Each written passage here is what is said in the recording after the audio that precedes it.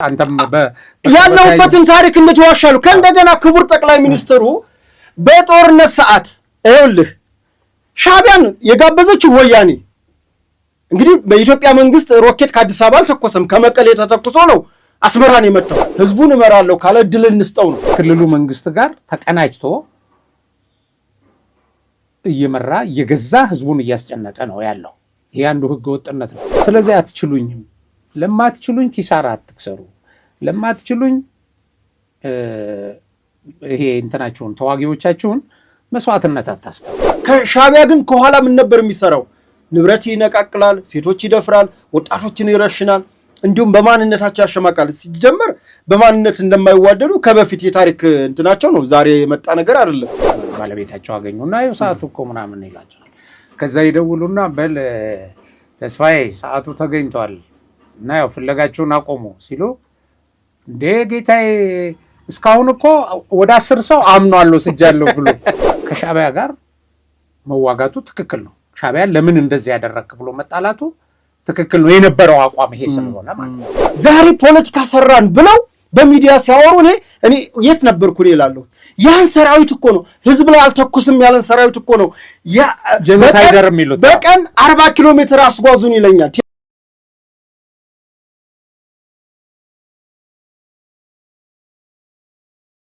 ሰላም ጤና ይስጥልን ውድ ሀቅና ሳቅ ሚዲያ ቤተሰቦች እንደምን አላችሁ ይህ ሳምንታዊ አበይት ጉዳዮች የተሰኘው ፕሮግራማችን የሚቀርብበት ዝግጅት ነው በዛሬው ዝግጅታችን በመናነሳቸው ርዕሶች ላይ ፖለቲካዊ እንዲሁም ወታደራዊ ትንተና የሚሰጥልን ጋዜጠኛ ገበየሁ ዋለልኝ ነው ከፕሮግራማችን ጋር አብራችሁን ቆዩ ወደ ዝግጅቱ ልውሰዳችሁ እሺ ገቤ እስኪ አሁን በሰሞኑን የህዋት እና አጠቃላይ የሰሜኑ አካባቢ ላይ የተለያዩ እንቅስቃሴዎች ነበሩ የኢትዮጵያ መንግስት ደግሞ ብዙዎቹን ነገሮች በሆደ ሰፊነት በተለይ የፕሪቶሪያ ስምምነት ባለበት ስንት ነገሮች ባሉበት ሁኔታ በሆደ ሰፊነት ያለፈበት እንዲሁም ደግሞ የአፍሪካ ህብረትም ራሱ አስታርቃለሁም ደብዳቤም የጻፈበት እንዲሁም ህዋትም የተቀበለችበት ሁኔታ አለና እንደው የዚህ የህዋቶችን ባህሪ እንዴት ታየዋለህ በተለይ ህዋት ተደጋጋሚ በእነሱ ምዕራብ ትግራይ ብለው በሚጠሩትና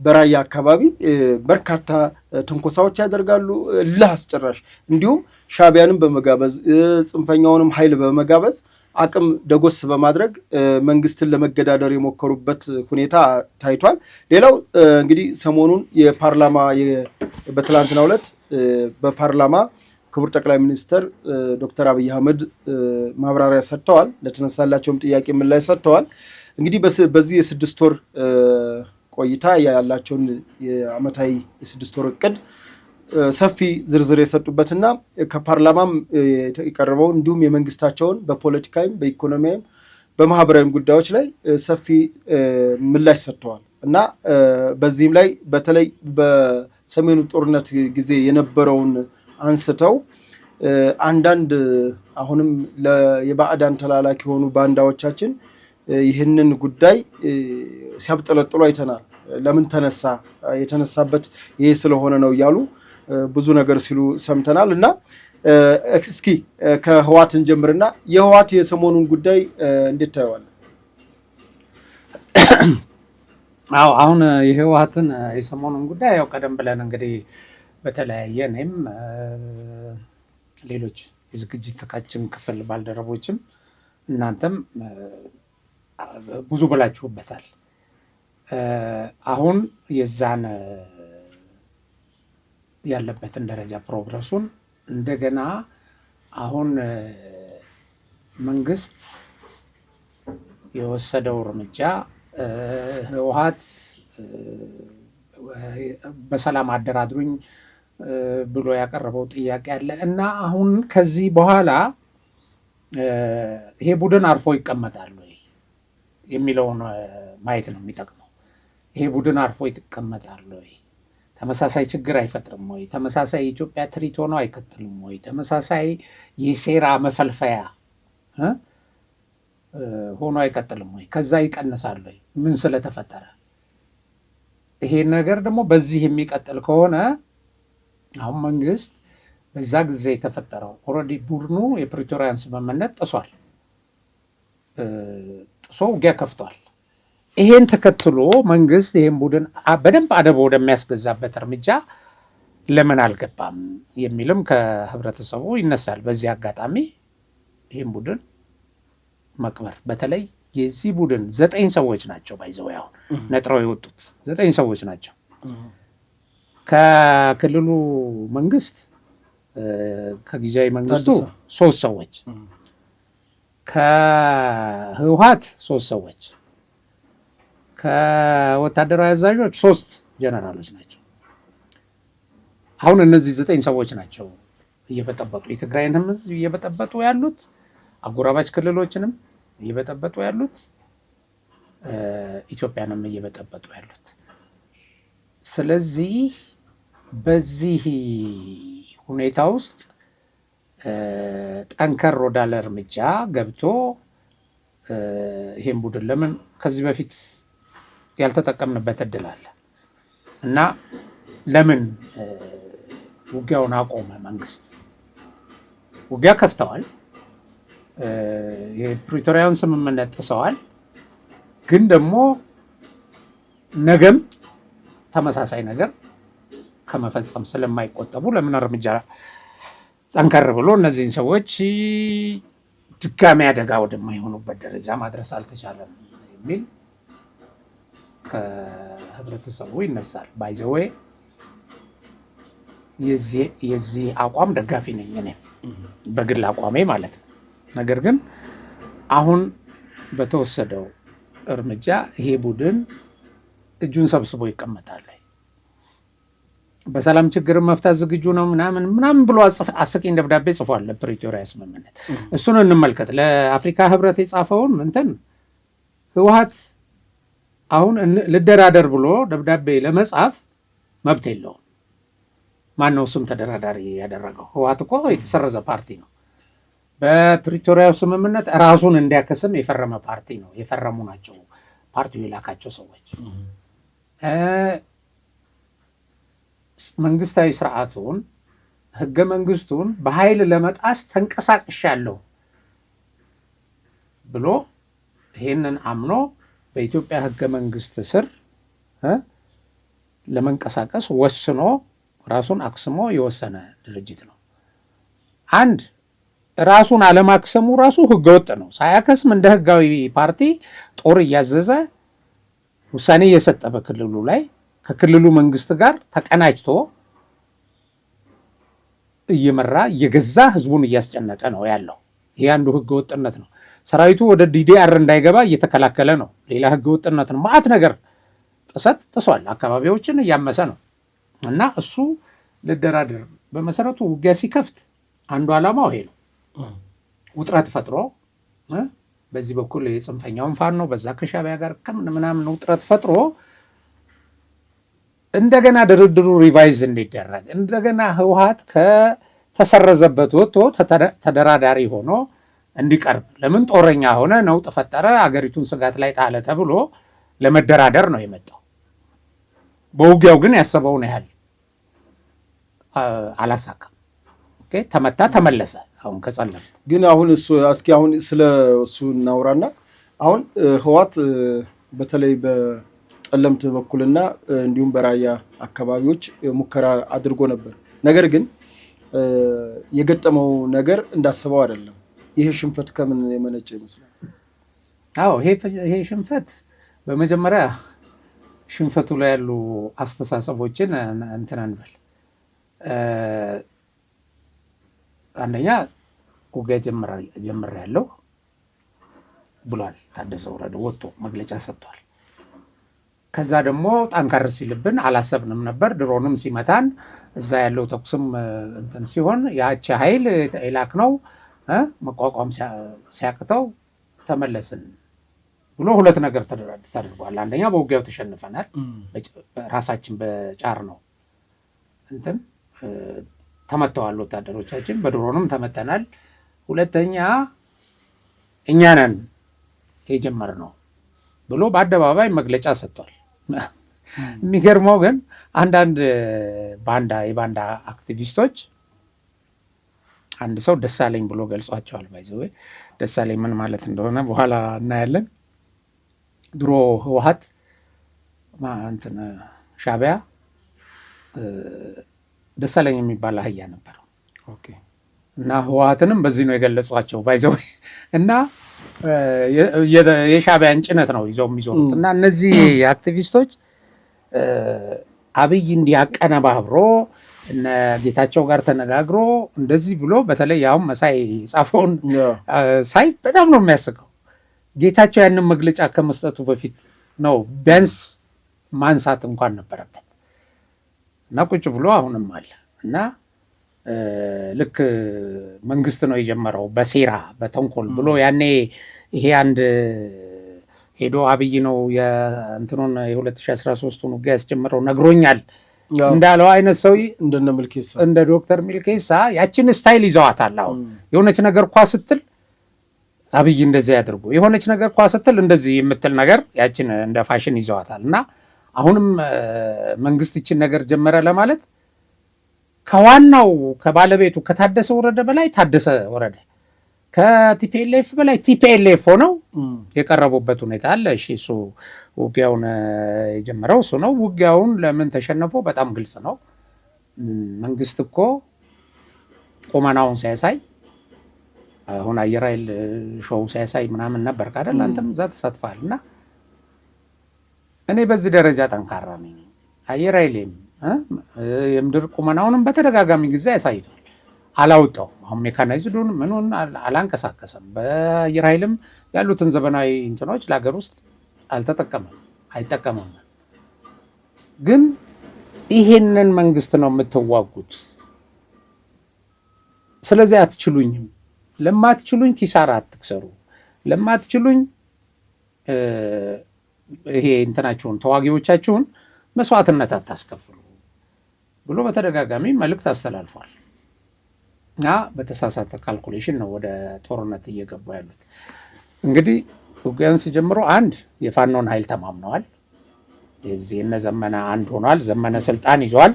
ዘመነ ደግሞ ወልቃይትን አሳልፎ ለትግራይ ለመስጠት የአማራ መሬት የተዘጋጀ ሰው ነው፣ እኛንን ስልጣን ላይ ያወጣ ነው ብለዋል። እቺ ተሳክታልናለች ብለው ስላሰቡ አንድ ይሄን ጊዜ መርጠዋል። ሁለተኛ ደግሞ ያው ከሻዕቢያ እናገኘው ድጋፍም አለ እና በቃ ይሄ በጣም ጠቃሚ ጊዜ ነው ብለው ጀመሩ። ነገር ግን ለምን ተሸነፉ ወደሚለው ስንመጣ አቅም ስለሌላቸው ይሄ ሁሉ ተደምሮ ሶስት ድርጅት ሻዕቢያ እዚህ ጋር ተደምሮ አንድ ግንባር ሊሆን የሚችል ወይም አንድ መከላከያን ቻሌንጅ ሊያደርግ የሚችል ኃይል አይደለም። ዝም ብለህ አሁን ስም ነው እንጂ ያለው አንድ ጥምረት ነው። አንድ ጸረ ኢትዮጵያ ኃይል ነው። በዚህ ውስጥ ነው የሚጠቃለለው። ስለዚህ የኢትዮጵያ መከላከያ ሁሉንም በየአቅጣጫው እንትና ራሱ አንደኛ ሰራዊት እየከዳበት ጽንፈኛው ፋኖ ነው። ሁለተኛ ደግሞ በየግንባሩ ውጊያ እየተከፈተበት እየተመታ ነው ያለው። ራሱ ከዛ ሊወጣ አይችልም። አንድ የሆነች ሻለቃ በዛ በኩል ገባው ምናምን ብሎ የባንዳነት እንትኑን ገልጿል። ግን እሱ ይሄን ሳያደርግ ቲፒኤልኤፍ ወደ እንትን ተመልሷል፣ አፈግፍጓል። የሚገርመው እሱ ነው። ተደብድቦ ማለት ነው፣ ተቀጥቅጦ ባይዘው እዛ የደረሰበት ኪሳራ ዝም ብሎ እንደዚህ በቀላል እንትን የሚባል አይደለም። ራሳቸው ከተዋጊዎቹም ተናግሯል። ቦታው በጣም አስቸጋሪ ነው፣ በቃ አልተዘጋጀንም ማለት ይሄን ያህል ኃይል ይገጥመናል ብለን አላሰብንም ነበር አለ። በደንብ ተገርፎ ነው የተመለሰው እና ተገፍቶ ነው የገባው። ግን በመጀመሪያ ደረጃ አሁን የትግራይ ወጣት የቲዲኤፍ ሰራዊት መዋጋት አይፈልግም። ወደ ውጊያ ቦታ ሲሄድ እየተንጠባጠበ እየጠፋ ግማሹ ተነስ ሲባል እንትኑን ካህዱ እየተነጠለ እየወጣ በግድ ተገፍቶ የመጣ ነው። እንደ ድሮ በሞራል እንደዚህ ነው ተከባሃል፣ ልትቀጠቀጥ ነው፣ እንዲህ ሊያደርግህ ነው፣ ሊጨፈልቅህ ነው የትግራይን ህዝብ ተብሎ ያንን አምኖ የመጣ አይደለም። አይቷል ማን እንደሚጨፈጭፈው፣ ማን እንደሆነ የትግራይ ህዝብ ጠላት ተረድቷል። አሁን ባለበት ሁኔታ እና ይሄ አንዱ የሽንፈቱ እንትን ነው። በእምነት የገባ አይደለም። ሁለተኛ የመንግስት ትዕግስት አሁን ይሄ ሁሉ ትንኮሳ ይሄ ሁሉ ሙከራ እያለ የመንግስት ትዕግስት እስከምንድን ነው የሚለው ነው። አሁን እንደዚህ አይነት ነገር አሁን ፕሪቶሪያ ስምምነት ተጥሷል። ከእንደገና የጥላት አገር ሰራዊትም አስገብተው እንትን ብለዋል። ከእንደገና ጸረ ሰላም የሆነ አማራ ክልልን እያመሰ ያለን ቡድን አሊያንስ ፈጥረው ጽምዶ በሚል አሊያንስ ፈጥረው ነው አንድ ግንባር ሆነው የመጡት እና መንግስት ደግሞ ስታየው የተወሰነ እሳት የማብረድ ስራ ሰራ እንጂ ሙሉ በሙሉ ወደ ማጥፋት አልሄደም እና የመንግስት ትዕግስት እስከምንድን ነው? አሁን ብዙ ሰው አሁን ጥቂት የሆኑ አካላትን አስደስታለሁ ስትል እዚህ ጋር ብዙሃኑ ይቀየማል። ለምሳሌ የአቶ ስብሐት ነጋ መፈታት ምን ያክል የኢትዮጵያን ፖለቲካ እንደቀየረውና በክቡር ጠቅላይ ሚኒስትሩም ላይ ያለውን ነገር ፍቅር እንዲቀንስ አድርጓል እና አሁንም ይሄ ትንኮሳ ይሞክራሉ። አንደኛ ለትግራይ ህዝባዊ ወጁብን የኃይል ሁለተኛ ለጸረ ኢትዮጵያ ነው። ሶስተኛ እንደገና ደግሞ የባዕዳን አገር ኃይል አሰልፈው መጥቷል። ፕሪቶሪያ ተጥሷል። ይሄ ሁሉ እንዴት ያልፈዋል በትዕግስት የሚል የማህበረሰቡ ጥያቄ አለ። ቅድም እንዳልከው የኔም አቋም እንዳልከው የኔም አቋም ነው እና ይሄ እንዴት ሆነ? እንዴት ታየዋለህ? የመንግስት እንግዲህ አሁን መንግስት ከዚህ በፊትም 3 ተከታታይ ውጊያዎች ሲደረጉ በሰሜኑ ጦርነት ወቅት የመጀመሪያው ነገር የመጀመሪያውን ውጊያ ላለመክፈት ቲፒኤልኤፍ እንደዛ ዝግጅት ሲያደርግ እንደዛ ሲደነፋ እንደዛ ሲያስፈራራ ሰሜን እዝን እዛ ለሱ ስንት መስዋዕትነት የከፈለለትን ሰሜን እዝን ሲያዋርድ አዛዦቹን ከመኪና እያስወረደ ሲፈትሽ ሲሰድብ በትዕግስት ቆይቷል። አሁን ሰዎች እዛ ጋር ራሱ ገደብ የሌለው ትዕግስት ነው ያደረገው። በኋላ ለመጣው ነገር መንግስት በመጀመሪያ ይህን ማቆም ነበረበት የሚሉ ወገኖች አሉ። ነገር ግን መንግስት ያን ጊዜ ወታደራዊ ዝግጁነት ስላልነበረው በውስጡ ወያኔ በብዙ ቁጥር ስለነበረ የወያኔ ኃይል ከባድ በቃ ያኔ ውጊያውን ቢከፍት በመንግስት አጥቂነት ውጤቱ ሌላ ይሆን ስለነበር ይሄ ትዕግስት አስፈላጊ ነበረ ብዬ አምናለሁ። ከዛ በህግ ማስከበር ከተመታ በኋላ ወያኔ ውጊያ ማቆም ነበረበት። አሳይቶታል በቃ። ምክንያቱም የኢትዮጵያ ህዝብ ከዳር እስከ ዳር ነው የተነሳው። ሎጂስቲኩ ምኑ እንግዲህ በሚገርም ሁኔታ ሞልቶ ነው የመጣው። ያ ሰራዊት የሰው ኃይሉን እየተዋጋ እያለ የሰው ኃይል ይሞላ ነበር። ሰው ወደ ማሰልጠኛ እየጎረፈ በቃን ተመለስ እየተባለ የነበረበት ጊዜ ነው። ይሄን አይቶ መማር ነበረበት። የሚማር ድርጅት ቢሆን ህወሓት አልተማረም። ሁለተኛውን ከዛ ደግሞ በጎሬላ ሲዋጋ ቆየ። ሁለተኛውን ዙር ወረራ አደረገ ወደ አማራ ክልል። እዛም ተመቶ በዛ ደረጃ ተቀጥቅጦ ወደ ትግራይ ከተመለሰ በኋላ ወደ ሰላም ድርድር ይመጣል ሲባል ሶስተኛውን ዙር ውጊያ ከፈተ። የመጀመሪያው ነገር ወያኔ እነዚህ ሰዎች በተለይ አሁን 9 ሰዎች ካልጠፉ በስተቀር ወይ ካልታሰሩ ወይ ካልተገደሉ በስተቀር በፍጹም አያርፍም። ለምንድን ነው የማያርፈው? ምንድን ነው ፍላጎቱ ብለን ያልን እንደሆነ አሁን ለምሳሌ የምዕራብ ትግራይ የሚለውን ቦታ ማለት ነው። በእሱ አደረጃጀት ነው ምዕራብ ትግራይ የተባለ እና እንግዲህ ቀድሞ ቤጌምድር የነበረ ጎንደር የነበረ ይሄ ወልቃይት ኤሪያ እና በራያ አሁን ይሄንን የመሬት ፍላጎት ሰዎችን አግቶ ትናንት ጠቅላይ ሚኒስትሩ በምክር ቤት ተናግረዋል። ሰዎችን መጫወቻ ካርድ አድርጎ አግቶ ይሄን መሬት ካላገኘው እያለ ሰዎችን በረሃብ እየገደለ ያለ ድርጅት ነው። ኑ ግቡ ወደ ቤታችሁ እያላቸው እዛ ያለው ኃይል ኖ እያለ ማለት ነው። እና ይሄ ድርጅት ሲቋቋም ህወሓት የድርጅቱ የቀድሞ አባል የነበሩት ገብረመድህን አርአያ እንደገለጹት በፕሮግራሙ ላይ ሲያወጣ ለትግራይ ከሱዳን ጋር መገናኛ ከውጭ ኃይሎች ጋር መገናኛ መሬት ያስፈልጋታል፣ መተላለፊያ አንድ ሁለተኛ ሰፊ የእርሻ መሬት ያስፈልጋታል፣ ከዛ ትግራይን እንገነጥላለን ብሎ የተቋቋመ ድርጅት ነው። ይሄንን በዛ ጊዜ ይሄ ወልቃይት ኤሪያ ይሄ ራያ ምን የትግራይ ታሪካዊ መሬት ነው ብሎ አይደለም። ያኔ ያስፈልገዋል፣ ሰፋፊ እርሻ ያስፈልገናል፣ መንጠቅ አለብን ነው በቃ ባጭሩ። መውጫ ያስፈልገናል ብሎ በፕሮግራሙ አስቀምጦ ወደ ትግል የገባ ነው።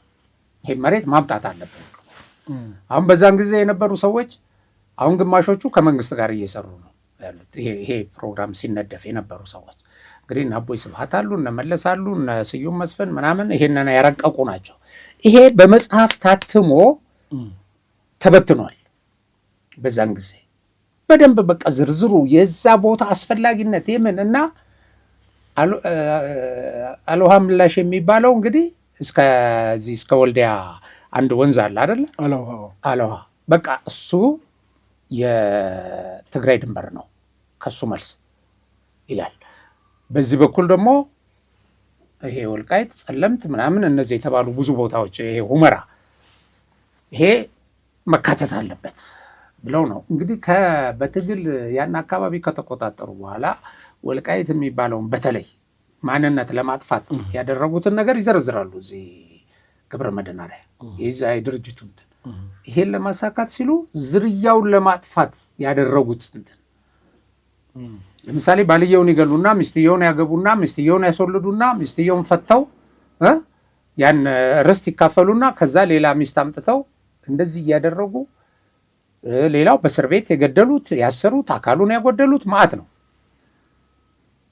እና አሁን የሚገርመው ነገር ይሄ አማራ ክልል የሚንቀሳቀስ ለአማራ ነፃነት ነው የሚለው በዚህ ደረጃ ተቀጥቅጦ ዘሩ እንዲጠፋ ተደርጎ የነበረ ሰው በዛ በ2013 ውጊያ ያስመለሰውን ነፃነቱንና መሬቱን ለመስጠት ተደራድረውበታል። እንግዲህ ተመልከት፣ እነዚህ ሰዎችን እንዴት ነው አማራ ናቸው ኢትዮጵያዊ ናቸው ማለት የሚቻለው? እና በዚሁ እንትናቸው ግን አሁን ብዙ ሰው እንደዚህ አይነት ነገር ሲነሳ ጸረ ትግሬ ጸረ ምናምን አይነት አድርገው ያስባሉ። ኖ አይደለም። የትግራይ ህዝብ ይሄንን ተቃውሟታል ይላሉ። አሁን ገብረ መድኅናርያ በጻፉት ጽሁፍ ላይ የትግራይ ህዝብ በጽኑ ተቃውሞ ብዙ ዋጋ የከፈለው ከማንም በላይ እሱ ነው ይላሉ። አንደኛ ይሄ የትግራይ ሪፐብሊክ የሚለውን ቀልድ ተውት፣ በቃ የማይሆን ነገር ነው። ትግራይ ከኢትዮጵያ ነች ራሷ ትግራይ እንዴት ምናምን ብለዋቸው። ሁለተኛ ደግሞ እኛ እንደዚህ አይነት መሬት ተወሰደብን ተብሎ መስዋዕትነት ከፍለን ከጎረቤቶቻችን ጋር ተጣልተን ወደማይሆን ነገር ውስጥ አንገባም፣ ይሄ የሚቀር እያለ በከፍተኛ ደረጃ ታግሏል ህዝቡ። አሁን እነዚህ ሰዎች እንግዲህ ዋናው ነገር ምን ለማለት ነው? ይህን ሲያገኝ ነው ይሄ ድርጅት የሚያቆመው ወይም ሲሞት ነው። ሲሞት ነው በቃ ይቀጥላል። አሁን ይሄ መሬት በፍጹም ይላል። አሁን ታደሰ ወረደ እኮ አሁንም መግለጫ ሲሰጥ እኮ የተቀበረ ፈንጂ አለ አለ። ምን ማለት ነው? የተቀበረ ፈንጂ መሬታችን ተወስዷል ነው። ስለዚህ ይሄ ኃይል ይሄ መሬት የኔ አይደለም ብሎ አያስብም። ወይም ደግሞ የኔ መሬት የትግራይ ህዝብ መሬት መላው ኢትዮጵያ ነው ብሎ አያስብም። አሁን ለምንድን ነው ስለ መሬት እንትን የምትለው? ጋምቤላ ውስጥ እኮ ሆቴል ያላቸው ትግርኛ ተናጋሪዎች አሉ። እንደ ሌላው ዜጋ ደግሞ ተሰማርተው የሚሰሩ አሉ፣ የሚኖሩ አሉ። ጋምቤላ፣ ሶማሌ ውስጥ አሉ፣ አዲስ አበባ ውስጥ አሉ አይደለ? ስለዚህ ይሄ መሬት የእናንተ አይደለም አልተባሉም እነዚህ ሰዎች። ማንም አሁን ኦሮሚያ ውስጥ የሚኖር አማራ ክልል ሌላ ጋር የሚኖር ሰው ይሄ መሬት ያንተ አይደለም የሚል ነገር አለ እንደ ኢትዮጵያ ውስጥ የለም።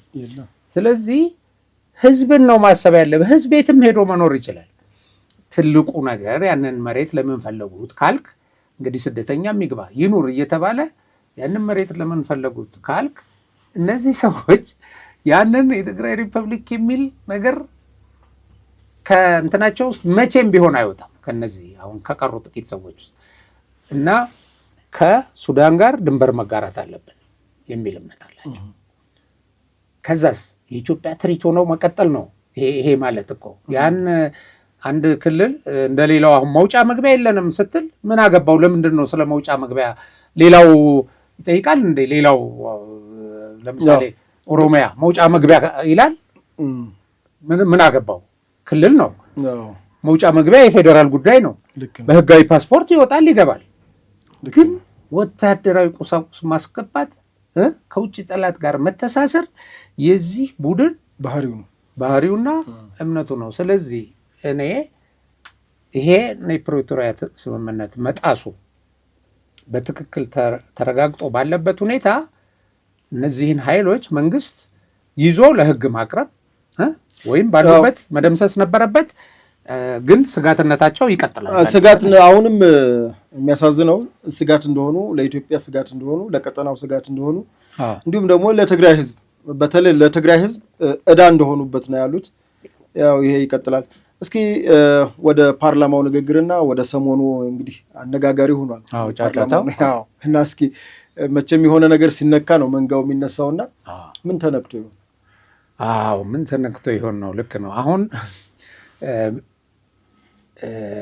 አንዳንድ ሚዲያዎች የፓርላማው ስብሰባ ሳያልቅ ነው የጠቅላይ ሚኒስትሩን እንትን የቀደመውን እየቆረጡ መተቸት የጀመሩት።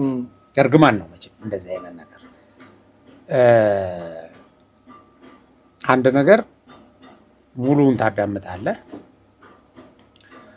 በምን ኮንቴክስት ነው፣ በምን እንትን ውስጥ ነው፣ ሁኔታ ውስጥ ሆነው ነው ይሄንን ያሉት የሚለውን ትገመግማለህ። እሱ ላይ ተመስርተህ ነው መተቸት ካለብህ የምትተቸው እና እየቆረጥክ እየበጠስክ መተቸት አንዱ ስህተት ነው ራሱ። ሁለተኛው ስህተት እውነት ነው። አሁን አንዱ እንግዲህ ጫጫታ የተፈጠረ ብዙ ስለሆኑ ጠቅላይ ሚኒስትሩ ያሉት እኛ ከዚሁ ከሰሜን ኢትዮጵያ ችግር ጋር የተያያዘውን ፓርት ወስደን እሱ ላይ ነው የሆነ ነገር ማለት የምፈልገው ብንልበት ጥሩ የሚሆነው። የዚህ ኬስ አሁን ስለ ኤርትራ መንግስት ከኢትዮጵያ ጋር የገባበትን ግጭት ከአሰብ ወደብ ጋር አያይዘው ስለሚያቀርቡ ጠቅላይ ሚኒስትሩ ይሄን በተመለከተ ግጭቱ የተጀመረው ዛሬ አይደለም ብለው ወደኋላ ሄደው አቀረቡ። አሁን ከዚህ በፊት ሻዕቢያ የትግራይን ህዝብ ጨፍጭፏል፣ ዘርፏል፣ አስገድዶ ደፍሯል፣ ወረቀት ሁሉ የሴቶች ማህፀን ውስጥ እንደዚህ በጣም የሚዘገንን ነገር ፈጥሯል ኢሰብአዊ ድርጊቶች ብለው አሁን በጣም ያወሩ ጄኖሳይድ በቃ ፈጽሟል ብለው ይሉ የነበሩ ሚዲያዎች ራሳቸው ይሄንን ፈጽሞ ነበረ። ይሄን ሲፈጽም በመከላከል ሂደት ነው ግጭቱ የጀመረው ብለው ጠቅላይ ሚኒስትሩ የተናገሩትን የጠቅላይ ሚኒስትሩን ንግግር ወይም መግለጫ ወይም እሳቸው የሰጡትን መረጃ ለማሳነስና ውሸት ነው ለማለት ሲሉ ሻዕቢያን ቅዱስ አድርገው ትላንት ያሉትንም ደግሞ ክደው በጣም በሚገርም ሁኔታ ክደው እነዛ ዘሴም ሚዲያ ዘሴም ፐርሰን እና ስለ ሻዕቢያ ቅድስና ሊያወሩ በጣም ይፈልጋሉ። ሲላላጡ በጣም ነው የሚያሳዝነው። በተረፈ በዚህ ጦርነት ወቅት የኢትዮጵያ መከላከያ ሰራዊት ለጦርነቱ ቅርብ ስለነበር እኛ ማለት ነው። እውነት ለመናገር በጣም ቅርብ ስለነበር ሂደቱን እንዘግብ ስለነበረ በጦርነቱ የተጎዱ ሰዎችን እናነጋግር ስለነበር በጦርነቱ የተሳተፉ አመራሮችን እያነጋገርን የታሪክ ሰነድ እናጠናክር ስለነበረና አሁንም እነዛ ሰነዶች በእጃችን ስላሉ እኔ ከሁሉ በጣም የኢትዮጵያን ሰራዊት ሰብዕና እና የተቀረጸበትን ዲሲፕሊን ከብዙ ሰዎች ጋር እነጋገራለሁ። ይገርመኝ የነበረው የሰሜን ዕዝ ራሱ በዛ ደረጃ ተቀጥቅጦ በዛ ደረጃ መዓት ግፍ ተፈጽሞበት ወደኋላ ወጥቶ ተመልሶ የገባው ሰሜን ዕዝ የሻዕቢያ ሰራዊት በሲቪሊያንስ ላይ ጉዳት ሲያደርስ ይጣላ ነበር፣ ይታኮስ ነበር። በዚህ የሞቱ የሰራዊት አባላት አሉ። ኦኬ፣ ምክንያቱም የተገነባበት ነው። መሪዎቹ ያስጠነቀቁት ነው፣ የመከሩት ነው። ይሄን እንዳታደርግ በህዝብ ላይ እንደዚህ እንዳይደርስ ያሉት። ሁለተኛ ከትግራይ ህዝብ ጋር ኖሯል። ያ የደረሰበት ነገር አልበጠሰውም ያንን ፍቅሩን፣ ያንን ሰንሰለት። የኢትዮጵያ መንግስትም እንደዛ ነው የሚያስበው። ያው ብዙዎቹ እንደውም እንትን ማለት መከላከያው በጥቅምት 24 የደረሰበትን ክደት ያውቁ ስለነበረ በተለይ ሻዕቢያ ሲፈጽመው የነበረውን ኢሰብአዊ ድርጊት ወደ መከላከያው የማሳበብ ነገር ነበር። ነገር ግን ቅድም እንደነገርከኝ እንደውም መከላከያው እንኳን ሊበቀል ይቅርና የሻዕቢያን ሰራዊት ሲመክትለትና ሲሞትለት ነበር። ደግሞ መጀመሪያም ከርተውት በኋላ እንደገና ደግሞ ለህዝቡ ሲመክት ነበረ። ቲዲኤፍ ሊያስጥለው አልቻለም የትግራይን ህዝብ። ምክንያቱም ተነኮሰ፣ ያን ችግር ከፈጠረ በኋላ ወደ የሽርንቁላው አቶ ጌታቸው ባለፈው አንድ ሚዲያ ላይ ተናግረውታል። ወደ መሄጃችንን እንኳን ወደማናውቅበት ቦታ ነበር ስንሸሽ የነበረው። በቃ ህዝቡ ተጋልጦ ለሻዕቢያ ሰራዊት ተጋለጠ። ያጋለጠው ማን ነው? ራሱ ወያኔ ነው፣ ራሱ ቲዲኤፍ ነው። ምክንያቱም መጀመሪያ አስመራ ተኩሶ ግብዣ ጠርቷል፣ ተኩሶ ሚሳኤል። ከዛም በኋላ እንደገና ደግሞ ችግሩ ከተፈጠረ በኋላ አድማጭ ተመልካቾቻችን፣ በነገራችን ላይ ሀቅና ሳቅ ሚዲያችንም ሀቅም ሳቅም ቁም ነገርም የምናወራበት ሚዲያ ነው። ሀቅ አለን እንዲሁም ሳቅ አለን የምትሉ ሰዎች እዚህ ሚዲያ መገኘት ትችላላችሁ። በተለይ ደግሞ ደጋግመን ትላንትና ክቡር ጠቅላይ ሚኒስትር እየተናገሩ ነበር ገበየው የዚህ የምርጫ ጊዜው በተለይ ከምርጫ ጋር በተያያዘ እየተናገሩ ነበርና እባካችሁ በተለይ የምትሳተፉ በምርጫ የምታምኑ ፓርቲዎች ኑ ሚዲያችን ክፍት ነው። እጃችሁም ስልካችሁም ሚዲያ ነው ብትባሉ አትወዳደርም አንተ? እኔ እንኳን እስኪ እያሰብኩበት ነው። ጋሽ ወንድሙ ይብሳ ጋር ወልዲያ ላይ ወልዲያ መወዳደር አይቀርም። ያው እንግዲህ ከመረጡኝ ነው። እሺ አድማጭ ተመልካቾቻችን፣ ከጀርባ ኮንስትራክሽን እየተሰራ ስለሆነ እሱም ይረብሻል። ደግሞ የሻይና ቡና ረፍታችን ነው። ቡና እየጠጣን ነው። ቡና እንጠጣ። ቡና የኢትዮጵያ መገለጫ ነው። ወደ ያዝነው ቁም ነገር እንመለስ። ምንድነው ትልቁ ነገር? ህዝቡን አጋልጦት ነው የሄደው። ታውቃለህ? ለሻዕቢያም ራሱ የኢትዮጵያ መከላከያ ሰራዊት እኮ ሊያጠቃ ነው እኮ የገባው። ግን ሲሄድ አላገኝም። ያን ቡድን ያገኘው ማን ነው? ህዝቡን ነው። ህዝቡን ምንም አላረገም። መከላከያው ጥላት ወዳለበት ወይም ጁንታ ወዳለበት ሲሄድ፣ ከሻዕቢያ ግን ከኋላ ምን ነበር የሚሰራው? ንብረት ይነቃቅላል፣ ሴቶች ይደፍራል፣ ወጣቶችን ይረሽናል፣ እንዲሁም በማንነታቸው ያሸማቃል። ሲጀመር በማንነት እንደማይዋደዱ ከበፊት የታሪክ እንትናቸው ነው። ዛሬ የመጣ ነገር አይደለም። ግን አጋላጭ ይሄ አሳቻ ሰዓት ሲያገኙ ተጠቀሙበት። ያን ደግሞ የፈጠረው አመቻችቶ የሰጣቸው ምንድነው? ለሪጎሬ አመቻችቶ የሰጣቸው ማን ነው? ህወሓት ነው። ህዝቡን የትግራይን ህዝብ በትላንትናውም ጦርነት፣ በነገራችን ላይ አሁን የትላንትናው ግጭት መንግስት ተነካው ብሎ ቢቀጥል ህዝቡ ነው ተጋላጩ። በተሳሳተ መንገድ የገቡ ወጣቶች ናቸው ተጋላጩ። እና የሻዕቢያን ጉዳይ እንዳልከው የቅድስና ልክ ክቡር ጠቅላይ ሚኒስትር በሰዓቱ ፖለቲካ እኮ ነው የተገባው። እና ጌታቸውም ብሏል የኤርትራን መንግስት ምን ሊል ይችላል? ጌታቸው ረዳ ውጊያ ከገባን ሻዕቢያ ከባድ ጉዳት ያደርሳል፣ በዛ በኩል ጥሩ አይደለም። አሁን ሰሜን እዝ ተመታ አይደል? ሰሜን እዝን ቲፒኤልኤፍ መጥቶ ቢያቆም ሻዕቢያ ገብቶ እኮ ያጠፋዋል። ማን ነው የሚከላከልለት የነበረው ለትግራይ ህዝብ? እሱን እኮ ነው ሰሜን ህዝብ አይደለ? ሰሜን እዝ ነበር መጥቶ። ስለዚህ ሰሜን እዝን መተህ በድንበር ሻዕቢያ አይገባም ማለት አስቸጋሪ ነው። ለዛውም ሮኬት ተተኩሰህ፣ ለዛውም ባድመ ኬዝም እያለ ሮኬት ተተኩሰህም ጋብዞ ማለት ነው። አንድ ነገር ትዝ ብሎኝ ነው ይሄንን የጸለምትንም ውጊያ ከፍተናል እያሉ አያልከፈቱም ብሎ የሚከራከሩ ለነመሳይ። ሁለተኛ ደግሞ ሻዕቢያ ይሄን አድርጎናል ሲሉ ራሳቸው የነበሩ በኋላ እንግዲህ የካዱ እና አንድ ቀልድ ነበረ በደርግ ጊዜ የሚነገር ቀልድ። ያው በወያኔም ጊዜ እንትን ብትል ያው ለአምባገነን መንግስት ይሆናልና ቤተ መንግስት የሊቀመንበሩ ፕሬዝዳንቱ ሰዓታቸው ይጠፋል። ይቺ ሰዓታቸው በኋላ ይጠፋና እዛ ተፈልጎ እንትን ሲል ለደህንነት ሚኒስትሩ ይደወልና ሰዓቴ ጠፍቷል፣ ፊደል ካስትሮ የሸለሙ ሰዓትና በአስቸኳይ ይሄ ሰዓት ይፈለግ ምናምን ይሉታል። ከዛ እሱ እንግዲህ የራሱን እርምጃ መውሰድ ይጀምራል። በኋላ ሰዓቱ የሆነ እንትን ስር ፍራሽ ስር ተገኘ። ባለቤታቸው አገኙና ይኸው ሰዓቱ እኮ ምናምን ይላቸዋል። ከዛ ይደውሉና በል ተስፋዬ ሰዓቱ ተገኝቷል እና ያው ፍለጋቸውን አቆሙ ሲሉ፣ እንዴ ጌታዬ እስካሁን እኮ ወደ 10 ሰው አምኗል ወስጃለሁ ብሎ እና እንዴት ይገኛል ብሎ እንዴት ይገኛል? አዎ እና ግን እንትኑ ምንድነው እንዴት ተገኘ? ጠፍቷል፣ በቃ ጠፍቷል ብላችሁ ቀጥሉ እንጂ በቃ ለምን ለተስፋዬ በቃ ጠፍቷል የሚለው ነው መቀጠል ያለበት። እና አሁንም እዛ ወያኔ እኔ አጥቅቻለሁ እያለ አይ እንዴት አላጠቃም እንትን ነው ያጠቃው፣ መንግስት ነው ያጠቃው ብለህ ያው ቶርቹ ባይኖርም ልክ ባለቤቱ የተናገረውን ክደህ የመቅረብ ጉዳይ ማለት ነው። እና ወደዚህ ወደ ዘረፋ ወደ ግፉ ስንሄድ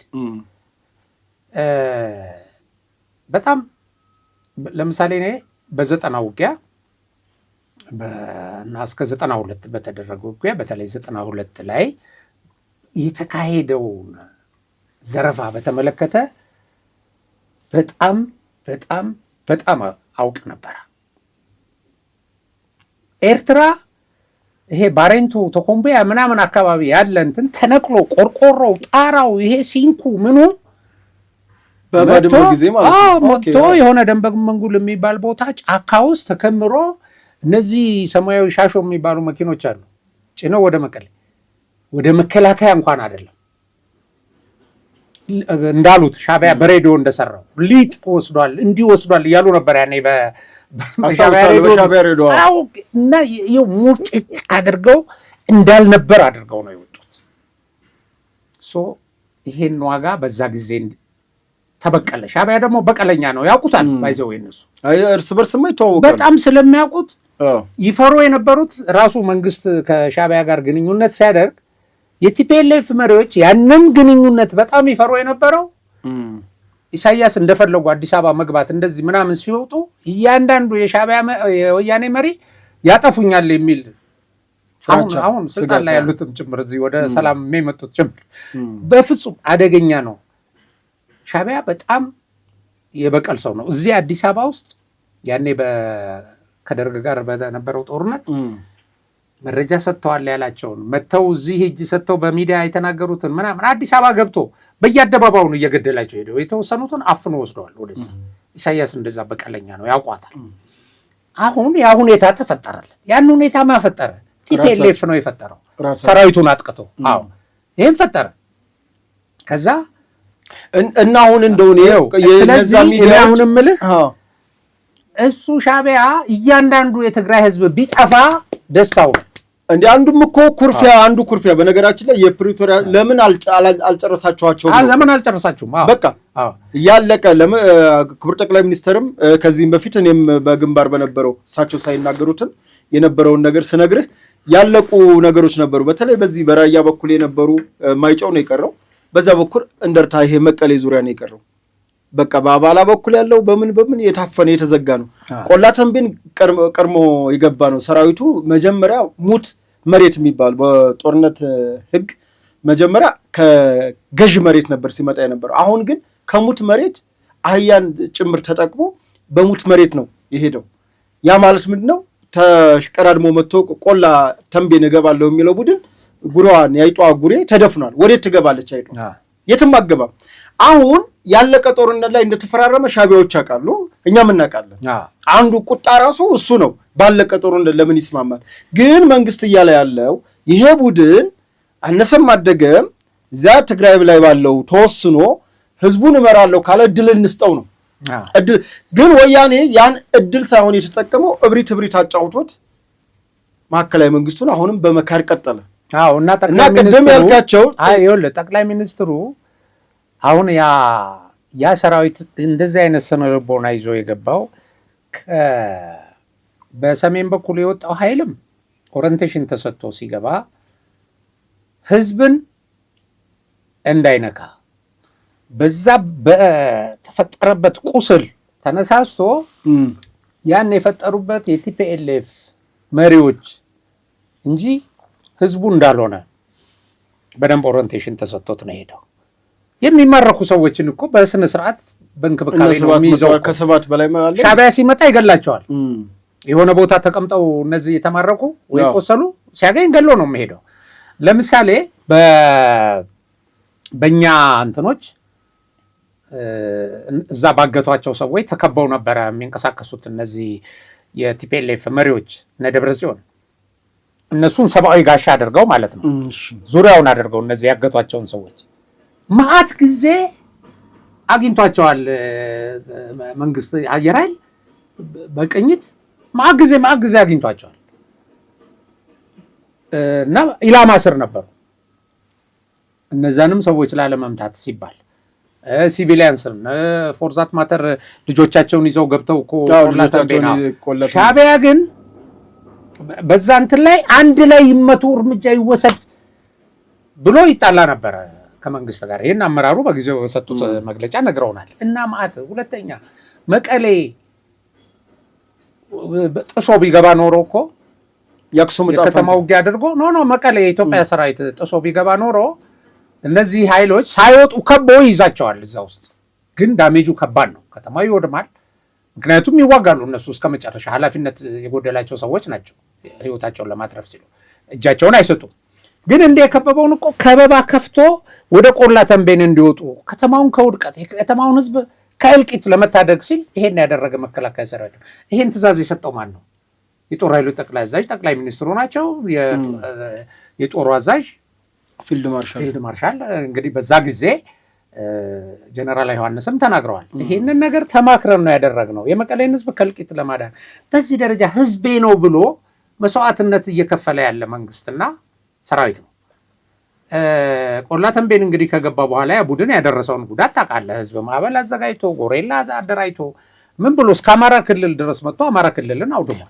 ትላንትም እኮ እሳቸው ያሉት ምንድን ነው የትግራይን ክልል በዛ ልክ ተከላክለን በተለይ መቀሌን የአክሱምና የአድግራትን የአድዋን ጉዳይ ካየን በኋላ ከሻዕቢያ ጋር ያለን እንትን ተስፋ በዛ ተሟጠጠ። ከዛም በኋላ 3 ቀን የጥሞና ጊዜ እኔ ያስታውሳለሁ።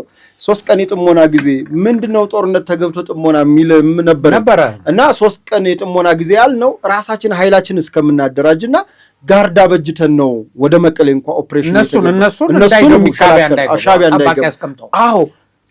ይኸው በየምዕራፉ ነው የተደረገው። ግን እንደዛ አድርገህ ተከላክለን መቀሌ በዛ ልክ ተርፋ ቲፒኤልኤፍ ቡድን ወደ አማራ ክልል ሲገባ ግን እኔ አሁን ስለ ወልዲያ መናገር ይችላሉ። አሁን ወልዲያ ዩኒቨርሲቲን ኮምፒውተር ይውሰዱ፣ የምርምር መሳሪያዎች ይውሰዱ፣ የኮሮና መመርመሪያ መሳሪያ ነበር እሱንም ይወሰዱ፣ ሌላውንም ነገር ይወሰዱ።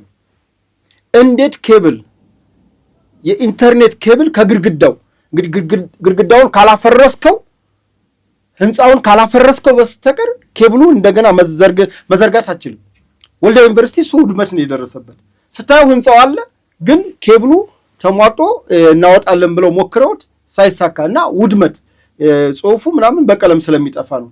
የዘረኛ ስድብ የተለያዩ ነገሮች እሱ ሆስፒታሉ ለዛውም አባቶቻችን እየቆሙ ለዛውም በመከላከል ግን በማይችሉት ወልዲያ ስቴዲየም እንግዲህ ሼህ መሐመድ ሁሴን አላሙዲ በበጎ ፈቃድ የሰሩት ነው።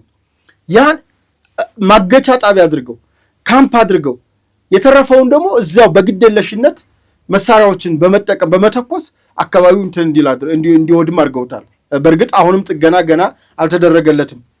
ከዛ አልፎ ደሴና ኮምቦልቻ በገቡ ሰዓት በርካታ ሀብት የዘረፉበት አቶ ጌታቸውም ተናግሯል። ወደ ስንት ቢሊዮን ብር ከባንኮች የዘረፉበት ያ የተዘረፈ ብር እንኳን ወደ ድርጅቱ ሳይሆን ወደ ጥቂት ቅድም ወዳልካቸው ጄኔራሎች ኪስ የገባበት አሁንም በተከለከለ ሁኔታ ሴቶች ውስጥ የተደፈሩት ምናምን ባሎቻቸው ፊት ሚስቶቻቸው ፊት።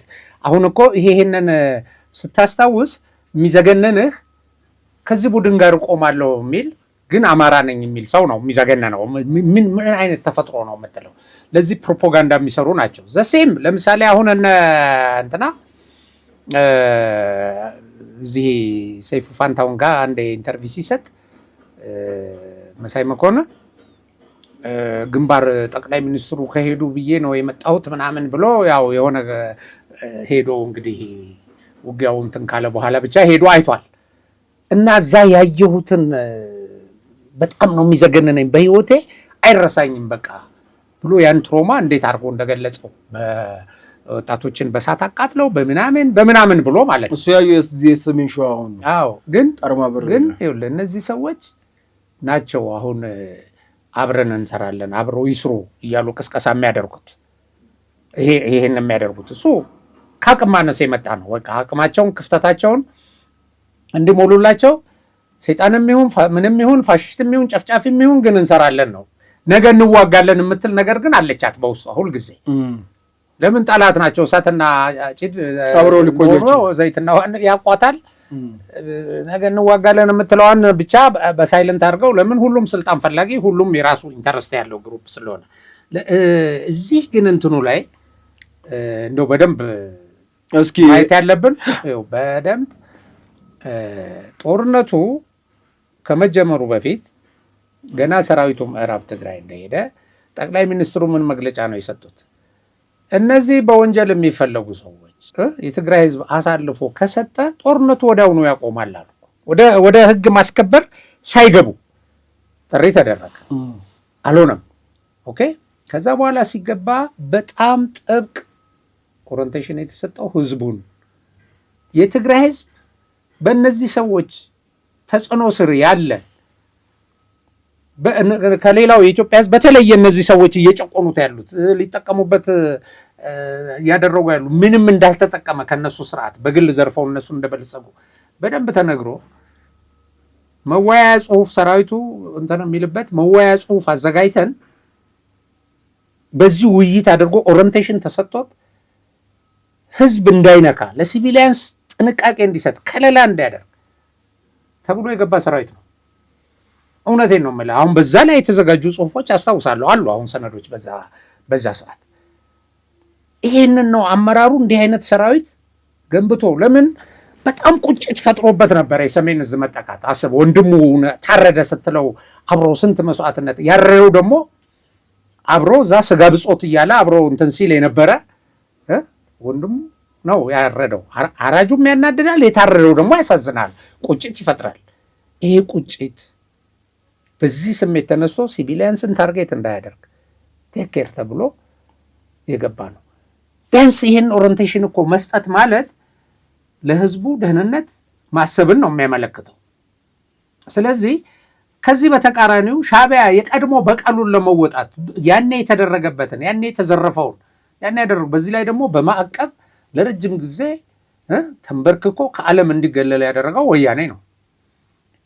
እና እነሱ ወያኔ አይደለም የሚሉት ባይዘው ወያኔን ከትግራይ ህዝብ ነጥለው አያዩ። በቃ ህዝቡን ነው ትግሬ የሚባለው ነው ሻዕቢያ ባይዘው ይሄ ነው። በነገራችን ላይ ህወሓትም ራሱ እንደዛ ነው እንጂ የምትለው። አዎ። ስለዚህ ይሄ አጣላን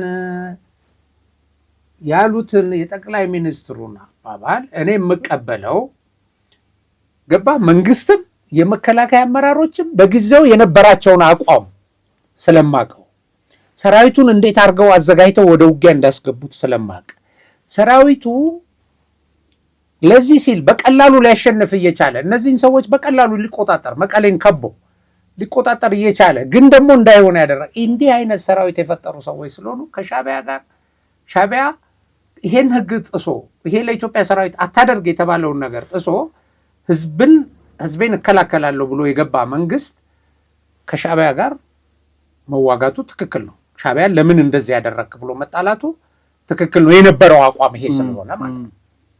እና አሁን ይሄንን ሻዕቢያ በእንትን እየታየ ጭኖ ሲሄድ ቆርቆሮ ምናምን ምን አድርጎ በግመሉ ሁሉ ሳይቀር ያን ሁሉ አድርጎ በቃ ትግራይ ለማውደም ያደረገው ነገር በግልጽ እየታወቀ የማይጭነውን ነገር እኮ ጊዜው አሁን ነው። ጌታቸው ትግርኛዋን ብትናገራት ደስ ይለኛል። ጊዜው አሁን ነው፣ ማጥፊያ ጊዜው አሁን ነው ብሎ አሁን ነው። ልክ ነው። አዎ፣ በዛ ዘመቻ መንፈስ ነው የገቡት። በነገራችን ላይ አሁን ወያኔና ሻዕቢያ ይጓደዳሉ ነው ወይ የሚሉን ጽንፈኛውን በል እነ ስታሊንን በላቸው ማን ሻዕቢያና ወያኔ በታሪካቸው ተዋደው አያውቁም። የተዋደዱት አንድ ነገር ነው። ደርግን ለመጣል በሚደረገው ዘመቻ ተዋደው ነበር። የሆነ ሰዓት በተለይ የቀይ ኮከብን ዘመቻ መንግስቱ ኃይለማርያም ባወጁበት ሰዓት ለቀይ ኮከብ ዘመቻ ድጋፍ ይሰጡ ዘንድ የህወሓት ልጆች ተፈለጉ። ምክንያቱም ሻዕቢያዎች ተመናምነው ነበር፣ ሊጠፉ ነበረ። ሻዕቢያዎችን የታደጓቸው ህወሓቶች ናቸው። ለዛ ውለታቸው መሳሪያና ከሞት የተረፉ ልጆች እንዲመለሱ ነበር። ሻዕቢያ ግን ያደረገው ካዳቸው ሙሉ በሙሉ። ያንን ቢሆን በጠላትነት ነው የሚተያዩት። እሱ ያው የነበሩት በትግል የቆዩት ያውቃሉ። ሻዕቢያ አምባገነን ነው ይላሉ። እንደ አሽከር ነው የሚያያቸው፣ እንደ ተላላኪ ነው የሚያያቸው። ትግራይ ውስጥ ኤርትራ ውስጥ እኮ ከአስመራ ወደ ከረን ስትሄድ አዲ ተክሊዛን የሚባል ቦታ አለ።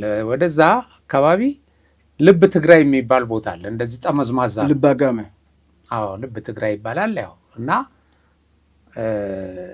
የትግራይ ልብ አይገኝም እንደዚህ ጠመዝማዛ ነው ብሎ ትግሬን በጣም በጥንቃቄ በጠላትነት ነው የሚያዩት።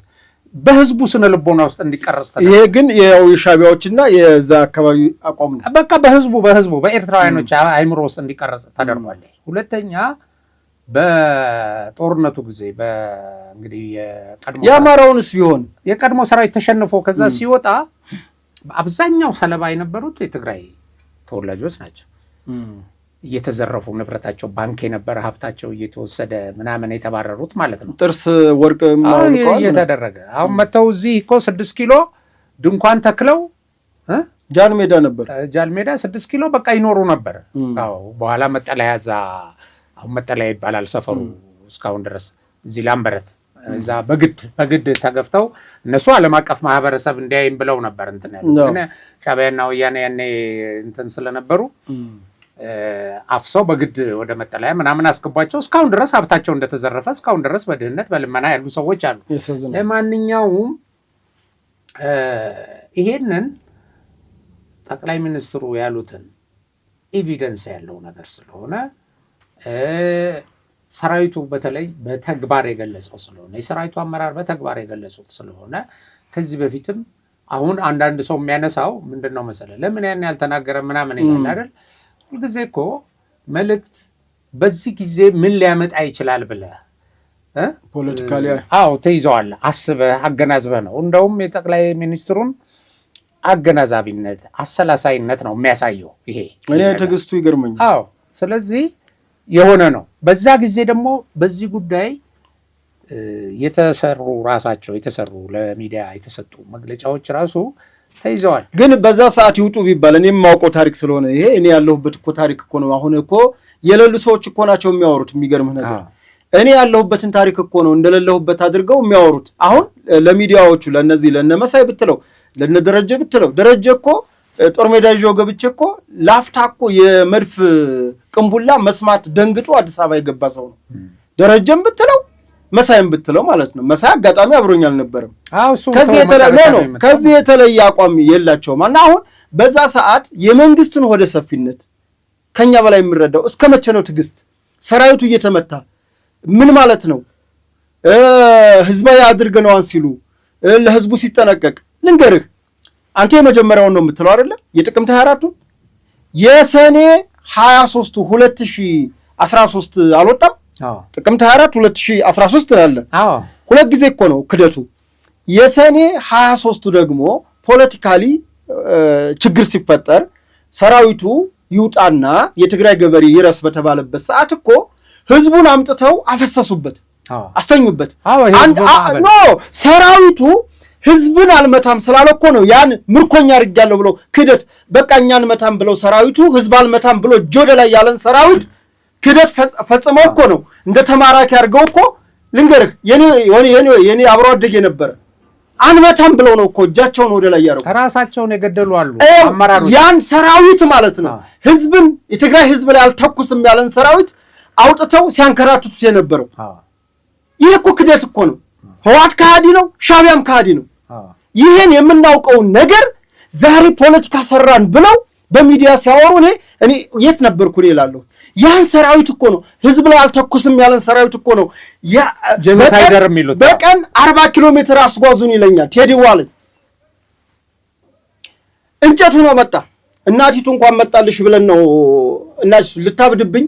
እናቲቱ ልንገርህ እውነተኛ ታሪክ ነው ማወራ እናወራ ነበር እስከ መጨረሻ። እንዲህ ኩኗል። ወደ ቆላ ተንቤን አቅጣጫ እየሄድን ነው። 11ኛ ጋር ነበር። ወደ ቆላ ተንቤን አቅጣጫ እየሄድን ነው። ግን ህዝቡ እንደ ጎርፍ ሆኖ መጣ። አዛዣችን እንዳተኩስሉ እኛም አንተኩስም ህዝብ ላይ እጅልን ሰጥ ነው።